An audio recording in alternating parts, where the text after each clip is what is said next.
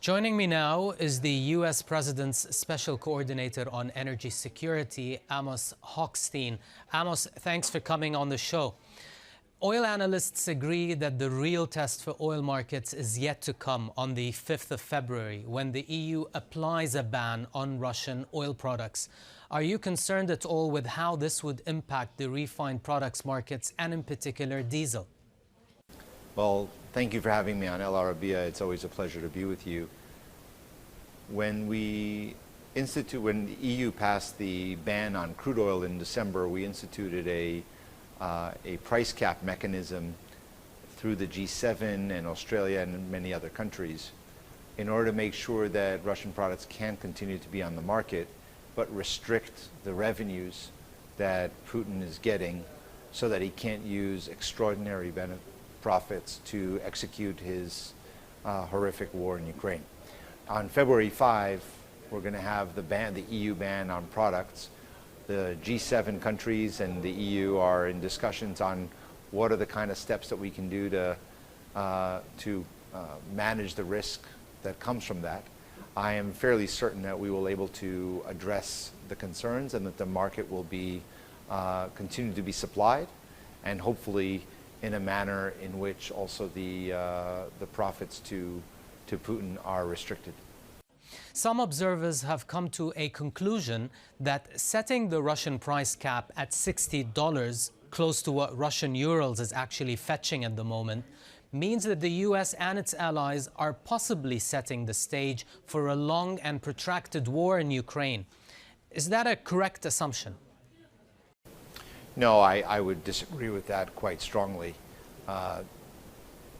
Currently, euros prices that are for barrels that are being sold on the market are fetching below $40 a barrel. So since the institution since putting together the ban and the price cap, the discount that Russian oil is receiving in the market has actually widened. And just in the last several days, we've had several analysts from around the world, including Bloomberg, saying that the hit to Russia's revenue is quite extraordinary.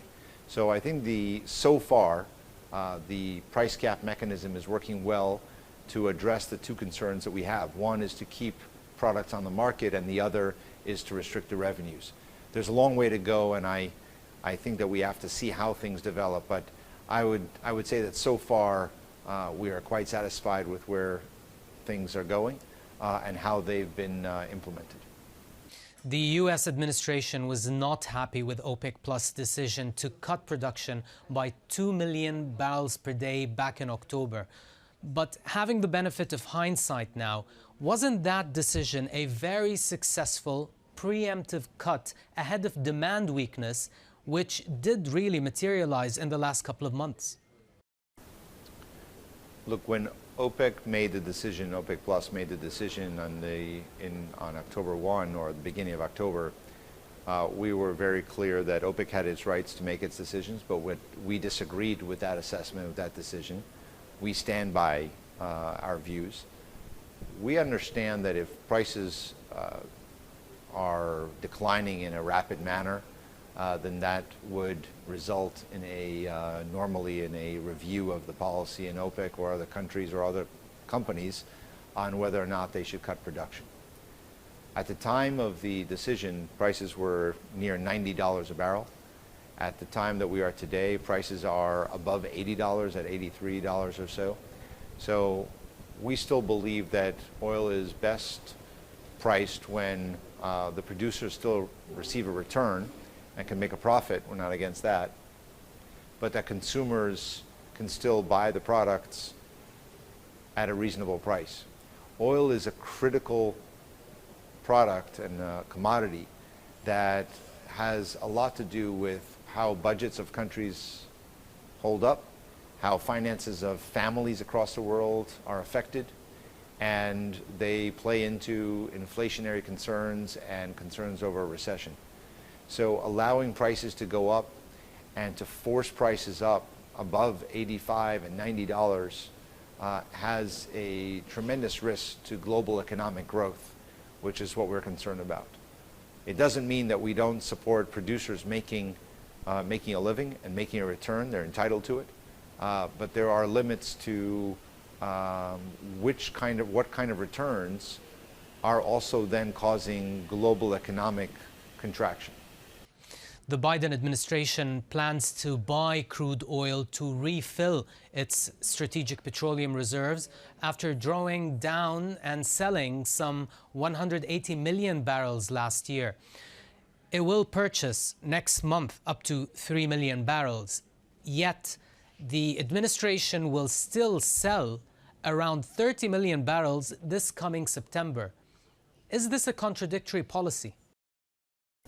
So the President of the United States ordered the release of 180 million barrels from the Strategic Petroleum Reserve, plus another about 60 million barrels released by the rest of the world, because we were responding to an emergency caused by the war in Ukraine and the reduction in products being sold onto the market.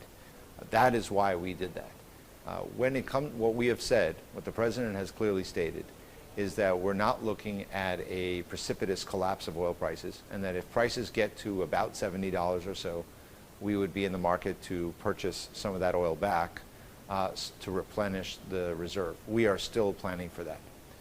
As you've said, there are congressionally mandated sales out of the Strategic Petroleum Reserve for 2023 until 2027. Those are under a little bit of review. So Congress just in the last several weeks canceled the sales from the reserve, from the Strategic Petroleum Reserve, for the years 2024 to 2027. Those are barrels that were supposed to be sold that now will not be. And in 2023, by the end of the year, we are still mandated by Congress to sell a certain amount, but I think that's under review as well. We'll see what happens with those barrels as we move forward. So I think this is about long-term policies that have to be reviewed and addressed during crisis times. The U.S. has been using energy sanctions more frequently in foreign affairs. Observers have noted that the latest bout of sanctions will put an end to the once free global oil market and give rise to a fragmented oil market with partitioned trade flows. Should such ramifications give us cause for alarm? No, I don't think there's cause of alarm. At the end of the day, if you're not intending to invade your neighbor, bomb hospitals, murder women and children in the streets, you probably don't have much to worry about sanctions on your energy sector. Where we've instituted energy sanctions have been places like Russia during this war, Iran, which is a threat to this region. They are funding organizations that threaten Saudi Arabia and UAE in this region and shooting their own people in the streets simply for voicing their opinion. So other than that, we have not used energy sanctions much beyond that in these extreme cases. I would also argue that the oil market has never really been a free market.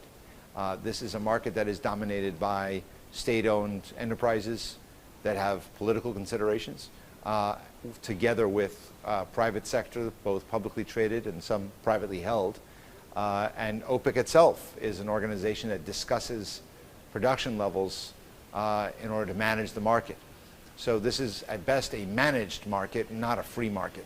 But again, the United States is not intending to use energy sanctions against countries outside of extreme, extraordinary, and rare cases.